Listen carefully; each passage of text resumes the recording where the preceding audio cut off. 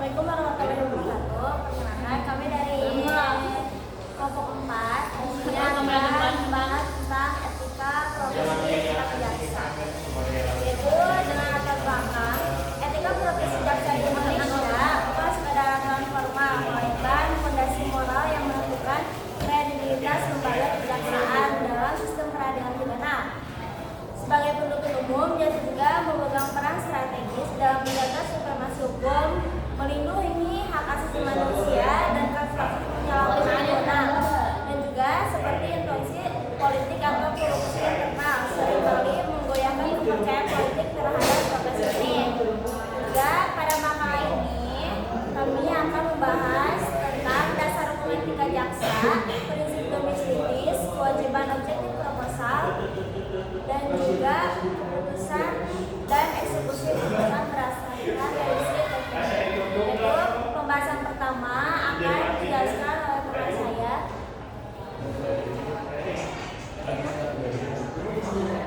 Yang pertama ada dasar hukum etika profesi jaksa. Nah, dasar hukum utama etika profesi jaksa adalah Undang-Undang Nomor 16 Tahun 2004, yaitu tentang Kejaksaan Republik Indonesia yang ditetapkan pada 26 Juli 2004 dan masih berlaku dengan amandemen melalui Undang-Undang Nomor 11 Tahun 2011.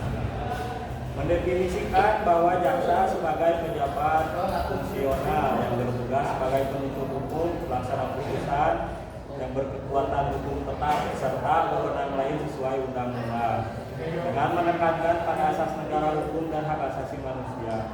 Nah, selain itu Peraturan Jaksa Agung Nomor 040/JA/11/2012 tentang kode perilaku jaksa menjadi pedoman profesional yang mengatur hak, kewajiban, dan larangan jaksa.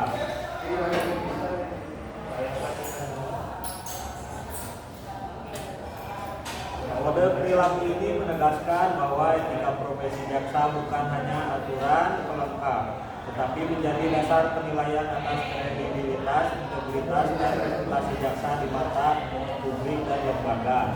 Nah, prinsip dominus litis atau pengendali perkara. Istilah dominus litis berasal dari bahasa Latin yang artinya penguasa perkara.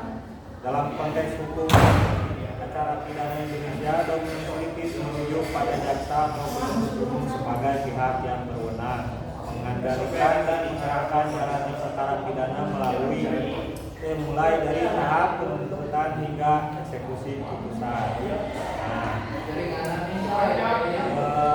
Diatur dalam pasal 137 sampai 144 KUH.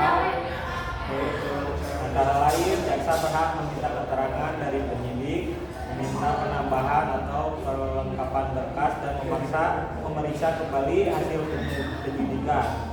Jaksa berwenang menegaskan dakwaan, menentukan jenis perkara, serta memutuskan apakah suatu perkara akan ditingkatkan ke sidang atau dihentikan.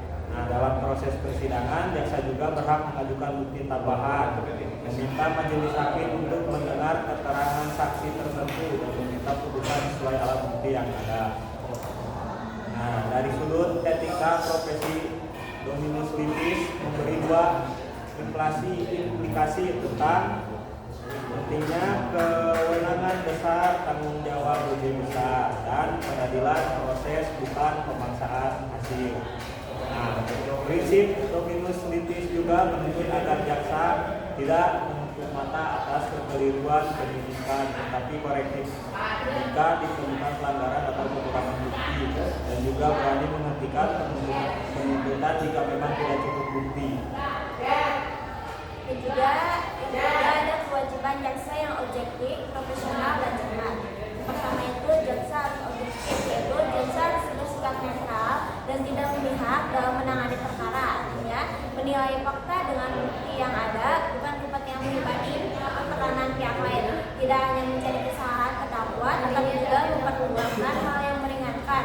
Dan kedua ada profesional, yaitu jaksa harus bertindak seimbang dan sesuai kebutuhan perkara. Yaitu tuntutan yang diajukan harus sesuai dengan tingkat kesalahan terdakwa, tidak berlebihan atau terlalu ringan.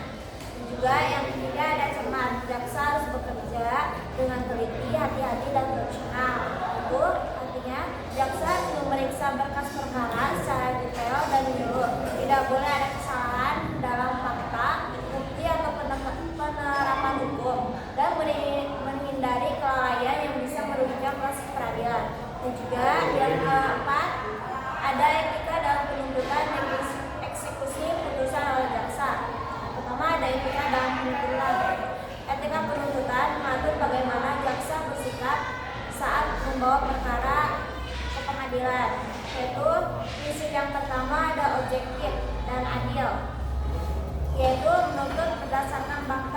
dan bukti, bukan kepentingan pribadi. Yang kedua ada profesional, yaitu menyusun dakwaan dengan jelas, tidak manipulatif fakta. Dan ketiga ada menghormati hak terdakwa, yaitu menjunjung asas praduga tak bersalah. Yang keempat ada tidak menyalahgunakan wewenang, yaitu artinya tidak melakukan tekanan, intimidasi atau rekayasa perkara. Yang kelima ada transparan dan jujur, atau membuka fakta yang relevan, termasuk yang meringankan. Intinya jaksa bukan hanya penuntut tapi juga penegak keadilan. Yang kedua ada etika dalam eksekusi putusan, yaitu eksekusi putusan dalam pelaksanaan putusan pengadilan yang sudah berkekuatan hukum tetap. Itu ada juga prinsipnya. Yang pertama ada patuh pada hukum, yaitu hanya melaksanakan putusan yang sah. Dan kedua ada humanis dan menghormati hak, tidak melakukan tindakan kasar atau tidak manusiawi. Yang ketiga ada cermat dan tepat prosedur, yaitu memastikan tidak terjadi kesalahan orang atau objek. Yang keempat tidak diskriminatif, yaitu semua pihak diperlakukan sama di depan hukum. Dan yang terakhir akuntabel, dapat mempertanggungjawabkan secara hukum dan moral. Sekian dari kami. Assalamualaikum warahmatullahi wabarakatuh.